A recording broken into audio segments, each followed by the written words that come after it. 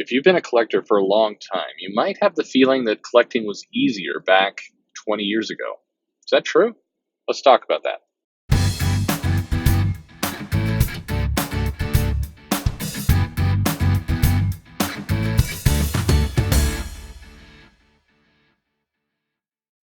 Hey, this is Perch, and interesting topic that got brought to my attention. Somebody asked that I talk a little bit about this, and it's around collecting and how collecting has changed over the years, and in many cases gotten more difficult. Now, the original question I got was really from the angle of do all these reboots and relaunches and new number ones and all that, how does that impact collecting for others? Because, for at least the person who wrote said, this really irritates me. And it makes it a lot harder for me to collect and understand runs and everything else. Does anybody else have that problem? And to answer that, yes, that's a huge problem right now for collectors who are trying to kind of figure out their runs. But if I can go back a little bit further, well, a lot farther, um, at one time, the comic companies offered subscriptions. You actually could subscribe into a comic, and that kind of transitioned away. In terms of fulfillment of those subscriptions, if you think about it, just publishing in general, the creator who's making the actual content, making the magazine, or in this case, a comic, dealing with the subscription service is what they say in the business is auxiliary to the business. It's an important driver of revenue, but it also requires skill sets and operations and other things that are not necessarily like what a publisher is.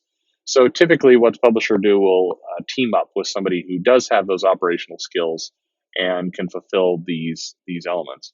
And now here's a case where I tried to do some research before I started this and ran into a strange amount of problems, I think, gathering information. I can't tell you exactly why the subscription services went away or what happened to that. It was about the time of the direct market, so likely tied up in that. But the probably the easy answer is there just was not enough business to really make that make sense. Now, unfortunately, I don't really buy that answer because there are a lot of magazines which are with a much lower subscriber count that are still going to the newsstand in the old way, still getting pulped. The sell-through is still low, that offer subscriptions, and there are big notable companies that offer those. I thought this was a dead thing, but there was this when I was a child. It's been going on for so long. You'd get these big sheets of paper, and they'd be stamps, and they'd have hundreds of magazines on them, and you'd kind of tear out the magazine stamps you wanted, and you put it on a little card, and you'd mail it in, and you'd get these magazines, and you'd be entered into sweepstakes. Publishers Clearinghouse was part of this, I believe. I'm nearly positive, where you could, if you ordered magazine subscriptions, you had a better chance to win, and that was how you got kind of entered into this $1 million giveaway. And I remember myself and friends and family getting suckered into that many a time where, on month 4, you're like, why did I subscribe to Knitting Weekly or Knitting Monthly again? I don't knit. I don't understand what I did here. Um, but these things still exist. Like I was shocked to see just the other day this big page of stamps, and you could buy a magazine that way. And I'm like, wow, this has been going on for at least 40 years, I think. But anyway, I don't know why those services exist. Why comics couldn't feed into that? That's a mystery to me. But the other part of that, which ties in a little bit to the original question, is the publishers themselves have made it, I think, quite difficult to juggle and manage. And I had some of those subscriptions when I was a young lad, and I remember comics getting canceled. God, I'm trying to think. What was an example of one? Um, eh, Star Wars came later, but there were some comics that got canceled, and I'd get like this little notice saying, "Hey, your subscription is being moved over to a similar title until it runs out." And often that moves over to a similar title would make no sense. Like it's you were subscribed to GI Joe, and that series is ending, so we're going to fulfill the rest of your subscription. The next 4 issues, you will get Jim and the Holograms. And I don't know who was making that connection, but you'd be like, ah, damn it, I don't want this. But anyway, It was easier to collect back then because you could subscribe to a run, and you certainly would, I like all kids, you would go to the newsstand and you would still paw over the new issues, and you would buy some, and in some cases it got double money because if the storyline, I mean, there were some storylines in X-Men that are like, I can't wait for the week and a half for my subscription to come in the mail.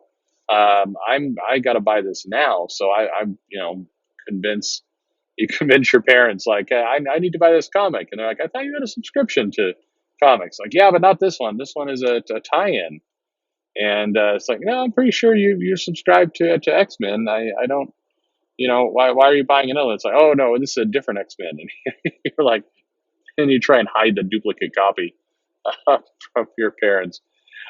Anyway, this it was easy to collect. It was easy to subscribe. It was easy to have a full run, and it's today. If I think about a subscription service trying to juggle with all the relaunches and the series that aren't mini series, but they are. If I try and think about how it would work today, it would be ridiculous. I can't even begin to imagine how difficult of a job that would be. But I think it would, quote unquote, save the industry. I think there's a lot of ways that having a solid, and that's why you also need a solid run of comics. So I mean, it's funny. I think if Marvel and DC and the big guys offered a subscription service that was fulfilled well and timely, and they said, you're going to get a digital copy, right away that you can read, and you're going to have that physical copy mailed to you, and it will be in good shape, and it will come in a bag and board, and it's easy to collect. Hey, you like War of the Realms? Subscribe to War of the Realms, and we will make sure you will get the main series and all the mini series. You get everything. You get the whole package, and we'll bundle it all up for you. Because you want the original floppies and not the trade. So we're gonna make this nice and easy.